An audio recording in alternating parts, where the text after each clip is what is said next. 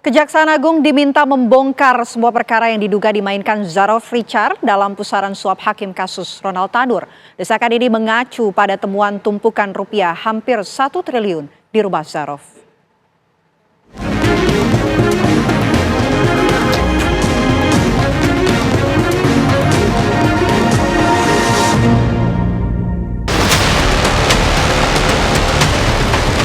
Perlu ditelusuri asal-usul uangnya, dari mana hasilnya, apa karena jual beli perkara atau karena suap.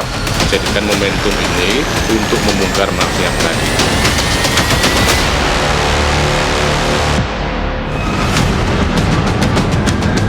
Penangkapan mantan pejabat Mahkamah Agung Zarov Richard oleh Kejaksaan Agung seakan membuka pintu masuk membongkar praktik mafia peradilan yang dilakukan oknum penegak hukum. Mengiringi penangkapan itu ditemukan pula uang tunai senilai lebih dari 900 miliar rupiah dan emas batangan antam seberat 51 kg di rumah Zarov Richard. Temuan tersebut seketika menyuguhkan tanya, bagaimana Zarov Richard memperoleh semua itu? Buat dugaan, gepokan uang dan emas-emas batangan itu didapat Zarov Richard dari pihak-pihak berperkara yang menggunakan jasanya. Zarov Richard menyebut aset panas itu ia kumpulkan dari tahun 2012 hingga dirinya pensiun pada 2022 lalu. Belakangan terungkap Zarov Richard disebut sebagai maklar kasus yang sanggup mempengaruhi keputusan hakim sesuai kepentingan pengguna jasanya. Bila berkaca dari jumlah aset yang ditemukan itu, dapat dibayangkan berapa perkara yang ditangani Zarov Richard. Andai satu perkara ia mendapat 5 miliar rupiah, maka ada lebih dari 180 perkara yang ia pegang. Jumlah ini tentu hanya perkiraan kasar saja. Dalam kasus dugaan suap vonis bebas Ronald Tanur, Zarov Richard disebut memperoleh upah sebesar 1 miliar rupiah. Zarov Richard diringkus setelah penyidik mencokok 3 oknum hakim Pengadilan Negeri Surabaya yang menjatuhkan vonis bebas untuk Gregorius Ronald Tanur pada 24 Juli 2024.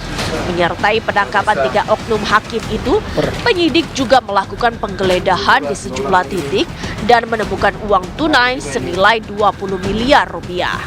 Perlu ditelusuri asal-usul uangnya, dari mana hasilnya, apa karena jual beli perkara atau karena suap atau kemudian karena faktor-faktor yang lain gitu loh, supaya tidak muncul berbagai spekulasi, tidak muncul berbagai fitnah, tetapi justru dalam rangka membantu untuk menuntaskan perkara ini. Jadi sangat penting gitu ya untuk menelusuri sumber-sumber keuangan tadi itu, sumber-sumber dari kejahatan tadi itu, termasuk juga bahwa yang dilakukan adalah bagaimana penyidik ini menjadikan satu upaya pemberantas mafia peradilan itu tidak sekedar retorika, tidak sekedar ya artifisial, tetapi betul-betul otentik gitu ya, supaya ke depan tidak terulang. Karena diksi kosakata bahwa mafia peradilan itu sudah lama terungkap. Ujung cerita kasus dugaan suap vonis bebas Ronald Tanur yang melibatkan 3 oknum hakim Pengadilan Negeri Surabaya, mantan pejabat MA Zarov Richard, dan sejumlah tersangka lain tampaknya masih jauh dari kata selesai. Diyakini banyak informasi penting yang belum sepenuhnya terungkap dari para tersangka. Bisa jadi keterangan mereka bakal menyeret nama-nama lain yang terkait langsung kasus tersebut maupun kasus berbeda. Jadikan momentum ini untuk membongkar mafia peradilan. Bagaimana caranya? Kita dorong si tersangka ini untuk berani ngomong yang sebenarnya. Kalau ternyata ada ketakutan atau ada keberanian, audit terkait putusan-putusan. Lakukan misalnya oleh jajaran Mahkamah Agung memeriksa tentang kasus ini, termasuk juga bagaimana penyidik berani untuk memperluas cakupan pemeriksaan penyidikannya. Indonesia Corruption Watch atau ICW mencermati model yang diperbuat Zulfikar memiliki kemiripan dengan jaringan bandit peradilan yang pernah diproses hukum pada tahun 2017 silam yang kala itu melibatkan Sekretaris Mahkamah Agung Nur Hadi.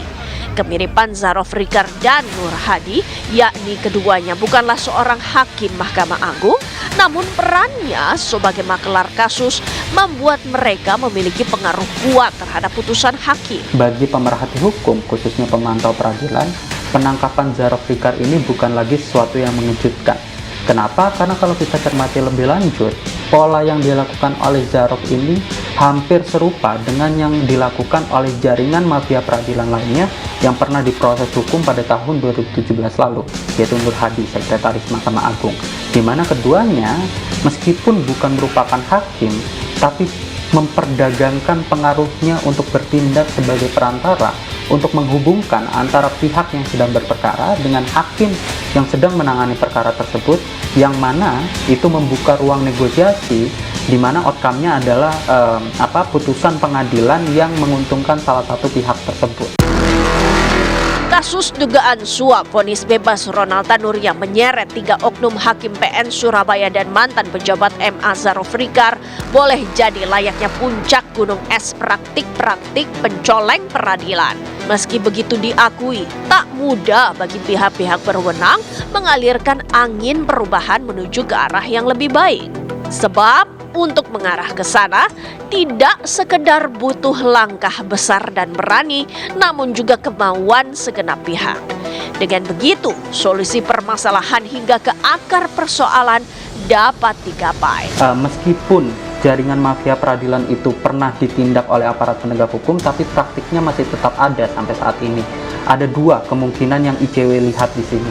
Pertama, memang tidak pernah ada kemauan dari diri Mahkamah Agung untuk melakukan reformasi secara besar-besaran di lembaganya. Kemudian yang kedua, aparat penegak hukum yang menangani perkara tindak pidana korupsi yang menyangkut hakim atau jaringan mafia peradilan lainnya itu tidak pernah menyasar sampai aktor intelektualnya. Sehingga lagi-lagi kami harus katakan bahwa penangkapan Zulfikar ini seharusnya bisa dijadikan momentum bagi aparat penegak hukum, dalam hal ini Kejaksaan Agung, untuk membongkar jaringan mafia peradilan yang lebih luas di internal Mahkamah Agung. Mendambakan Republik ini memiliki sistem peradilan yang ideal hingga terciptanya kesatuan hukum dan meningkatnya akses masyarakat pada keadilan bukanlah mimpi yang tidak mungkin diwujudkan. Apalagi sejak tahun 2000 silam, reformasi peradilan telah berjalan. Perlu ditelusuri asal-usul uangnya. Jadikan momentum ini untuk membongkar mafia peradilan.